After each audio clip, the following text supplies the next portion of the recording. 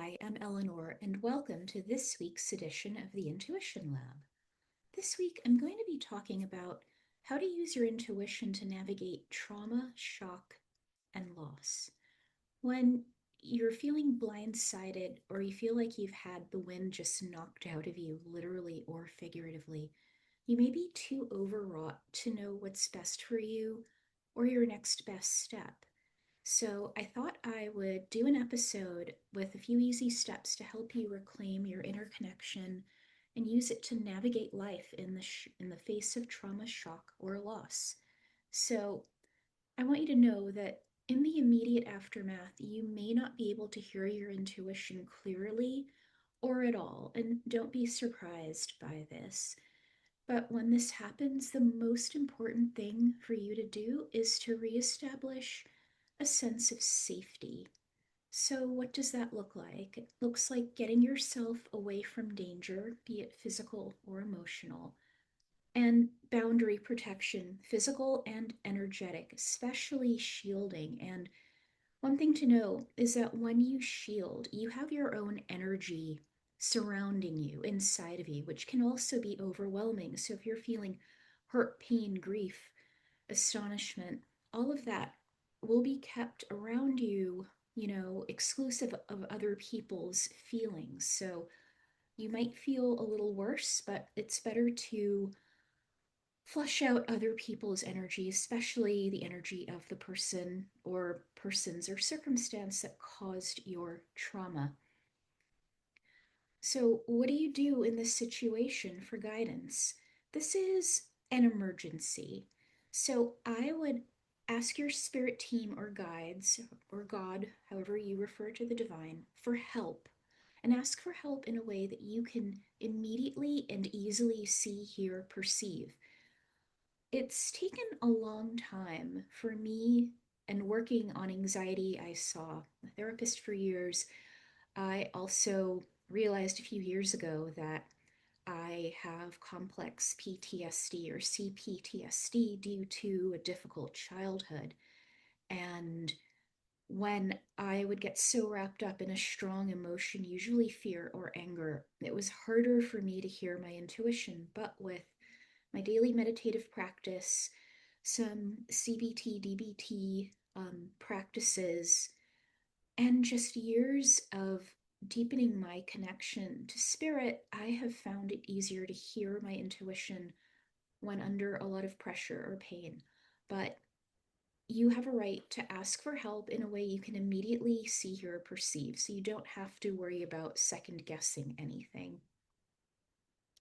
Next, once you are safe, right, physically, emotionally, and somewhat spiritually, focus on feeling and being in the now.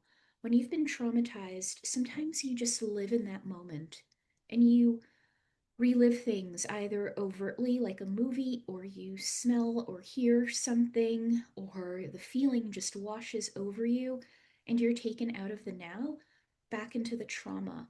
Or you're wondering, like, what in your past could have caused it, or what will happen in the future. And what's really important in the now is to be grounded there. And I speak as someone who has difficulty doing that. I jokingly say that I live from my neck up and I'm working on being embodied. But well, how do you do that? You physically and emotionally ground yourself, especially physically ground, like focus on sensations, breathing. There I go, took a big deep breath. Sometimes, if it's appropriate, eating a little bit of food can help to ground you in the now, moving your body. You want a sensory connection to where you are right now. You are not in the past. You are not in the moment of trauma.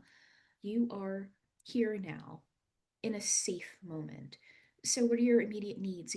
Food, shelter, rest, other resources, maybe money, medical, spiritual care.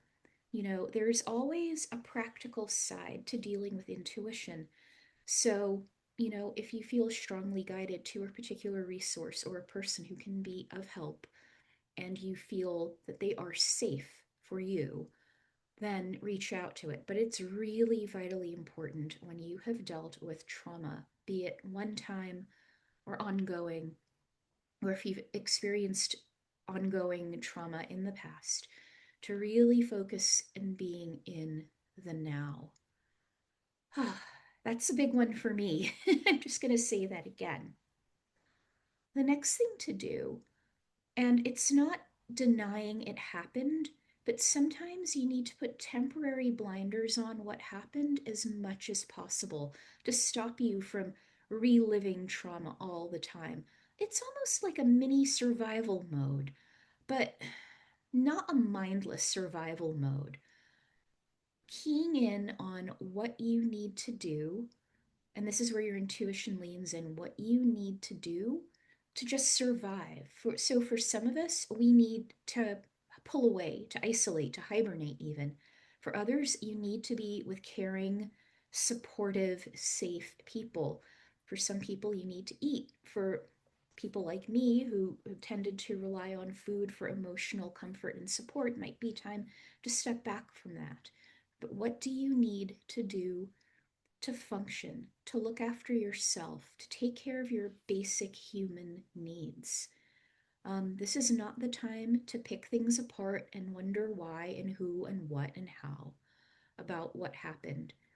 But I would advise you to, once again, deep breath and just ask your intuition or source, just help me get to my next best step. It can be really hard when everything's just been blown up around you to figure out what is the next thing for me to do. But just help me get to my next best step. And you can ask for very obvious and clear signs in the moment. You can say, please show me the way, clearly show me the way to my next best step. So that's getting you through. Those first three steps are focused on using your intuition as a means to shoring up your personal safety. And I would say that's physical, emotional, spiritual safety. And, recognizing that this may not be the time for deep inquiry about the future. In fact, it's not. If you are open to prayer, I suggest praying for protection. I like the protection prayer by James Dillett Freeman. I actually have it here over my desk, and I'll put a link to it in the show notes. And this is it. It says, the light of God surrounds me, the love of God enfolds me, the power of God protects me, the presence of God watches over me. Wherever I am, God is. I believe it was written during World War II to help people who were in war zones and soldiers in moments of life or death crises, and a prayer for protection. And that's the space where you will be um, after you have experienced a traumatic event. So find as much balance as you possibly can, which is hard, but it's simply choosing little things that help. Like, I'm going to put on another layer and be warm. I'm going to have something warm to drink, or I am going to cut down a little bit on sugar and caffeine because I know that overstimulates me. These are some ways to find balance, also, as much as you can, getting away from people who bring a lot of contentious energy. If you have the ability to maybe stay out of work for a little while, I know many of us do not have that privilege. um how much bereavement leave do you get? I mean, maybe I got 2 or 3 days after my grandmother died 25 years ago, and then you basically have to pick up and carry on as if nothing happened. But find balance for yourself, even if it's just you listening to something positive or uplifting through headphones while you work because you have to. Just finding little moments where you can just get away and refocus on yourself before you have to get back into it. I would also advise you to focus your requests towards help and aligned right action from your higher self. So, even a simple, oh, God or source or higher self, please help me, is a way to access your intuition in the circumstances. Because I have found in my life, when I just cry out to God or source, whatever you call the divine, for help, um, with real heart, I get answers. Now, they aren't always the happiest answers. They aren't always like the oh, yes, everything will immediately be fine. But it's, well, this is difficult, and I am going to show you a way, and or I'm going to give you the strength, and or I'm going to send you help. That sort of heartfelt plea for help. Because let's face it, if you've been traumatized, you need help. You need all the help you can get, all of the relevant help you can get. So, moving forward, in the aftermath of trauma, you're going to hear lots of internal voices, probably. Now, what voices are you hearing? Fear, anxiety, or intuition? And I did a podcast episode about this that I will reference in the notes. But if you look through my archive, you'll find it. The first thing I'm going to say about it is your intuition is always kind, and it brings with it a neutral slash peaceful to good feeling about it, even if it's relaying hard news or something you especially don't want to hear. Your intuition will not take you to an immediate worst case scenario. If it is a worst case scenario, then they'll tell you how to brace for impact or how to deal with it. But it's never going to inspire fear. It's not going to mock you. It's not going to push buttons. It's going to be a calm, loving, detached voice or feeling. Plain statement of fact. Your intuition is always truthful. It is always kind. It may not be nice, but it will be kind. When you have a little space or distance from the event and or person, circumstances, you can pour into your own healing and recovery. And I hesitate to say lessons learned, but how can I keep myself safe in future? You know, what why did this happen? What is here for me to take away from this? And so I suggest that the first thing you do is ground, shield, shed. I have an episode about that. And also the restoration and energetic five state. And even if you have done it 1,000 times, it's worth doing it again. Just because when you've experienced trauma, even if you find your equilibrium, you find your peace, it can be easy. It doesn't take much often to set you off back into at least the energetic feeling that you're in the situation. So I really suggest you doing the ground shield shed and restoration of your five state as much as you need to. Okay? As much as you need to. Also, if you have to be in the physical environments where something happened, I suggest you look online for space clearing, um, energetic shielding within a home or a building. If it's a place you have to pass through, then focus on your shielding. But if it's a place where you have to spend a lot of time, I would do a little bit of space clearing if you can. But once you're on a somewhat even keel, I would say like 60 to 80% of the time, and closer to 80 realistically, you can go deeper to determine what to do next, and always make next your focus. Don't try and unpick the past. Don't try and unpick the moment. And especially don't try to pick apart the motives if it is a person who has hurt you. Some people say, oh, well, you have to empathize with them. Only hurt people, but forget that right now. We all have choices about how to behave. And yeah, just because you're hurt doesn't mean that you get to go around hurting people. So focus on you. I am giving you permission to be selfish here.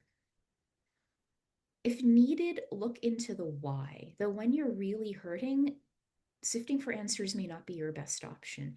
In my case, dealing with childhood abuse, the why was I existed and the person was a bully and would always hurt people, most of the time, only hurt people who could not fight back. So that's my why. Instead of wondering, why did they do it? What was it about their childhood? And I have some answers about that, but it doesn't really do anything for me. Um, but the why only works insofar as, you know, sometimes things just happen. if it's something that's life changing but not physically traumatic, like a layoff, right? Then maybe the why is, well, the company was managed poorly, or they were closing down one division because they want to invest in something else. But if the why hurts you, then just don't do it right now. Sometimes never. And sometimes it might take years for you to really go back and look at the why. But, like I said, when you're really hurting, healing is more important than sifting for answers. But if you are ready to, really move forward and not just be safe and grounded in the now, because believe me, that will take longer than you think. Here are a few questions for inquiry, for intuitive inquiry. So, however you connect to your intuition, here are a few questions I would pose. Now what? Given what's happened, now what? What opportunities are now open to me? What is over forever? Because depending on the trauma, it can feel like the death of your previous self. Like you were someone before it happened and someone after it happened. And that even happens for those of us who were abused from a young age as children. I keep bringing up my situation, but I bring it up where I think it's relevant. Sometimes I wonder, who would I have been if not for childhood abuse? It started before I was verbal. So I don't really, I wonder, like, who would I have been if I had not dealt with that? Or who would I have been if intervention at point X or point Y had been successful? But, you know, that Eleanor is never going to be, right? And I know I've tried to do some inner child work, but doesn't always land with me, to be honest. Um, but what I do focus on in another line of inquiry is, how can I best change, evolve, and grow from this or after this?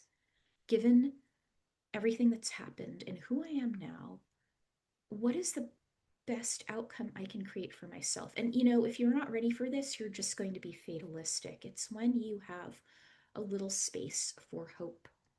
Also, what is most important for me to focus on right now? I think that goes along with now what?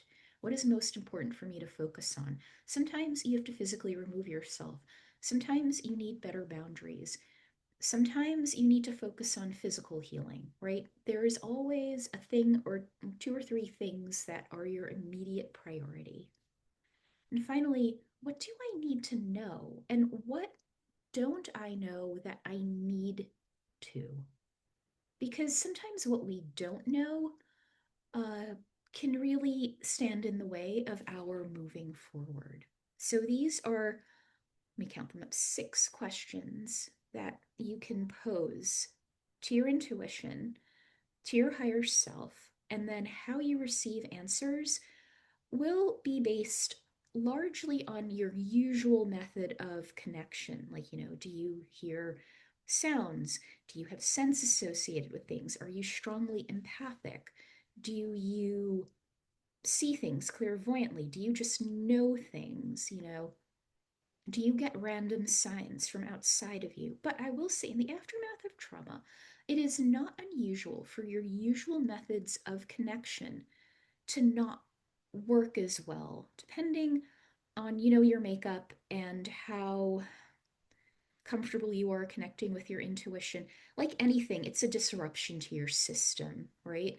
And I would almost say your connection to your intuition and spirit is, I would say it's a health indicator, a spiritual health indicator.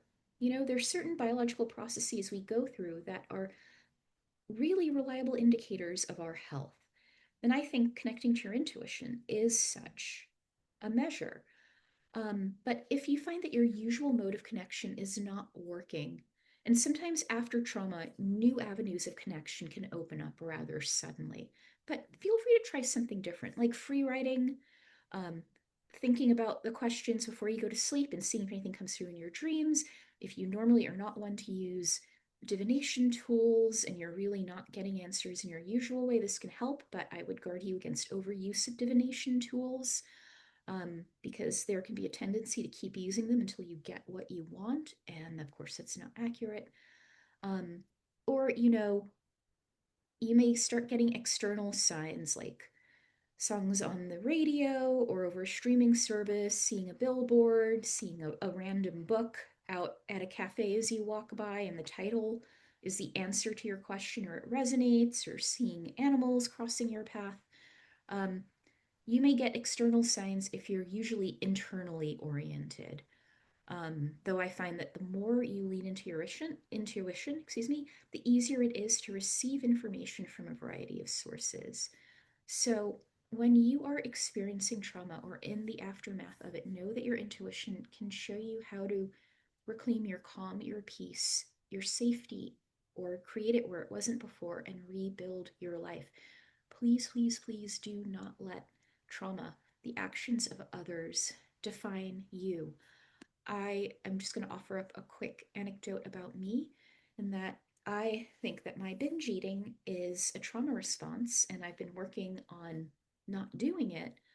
But it dawned on me that other people hurt me, and even when my intuition was telling me, like, you don't have to binge, you can choose differently, I was hurting myself to compensate for the damage other people did. So don't punish yourself. Use your intuition to reclaim your life and thrive. I'd also like to invite you. The holidays are coming up pretty quickly. It's mid November as of this recording, 2025. And I know the holidays can be very different than, the ideal, very difficult for some of us. Even if you're out of it, the memories are still there. So, from next week through the end of the year, I'm going to be doing a 6-part series in my podcasts and in my community pathfinders called Intuitively Surviving the Holidays, just tools to help you use your intuition to navigate what can be a really trying time of year. So, I'm going to do a couple of workshops about it. My dates will be determined soon, but if you would like to be kept informed about it, please follow me on Instagram, sign up for my mailing list, or I think I'm on Threads now, but Instagram, my mailing list is the gold standard, and Threads. I will post information on how you can be a part of that. And of course, you can just keep listening. So, until next week, I am sending you so much love, peace, and serenity. Bye.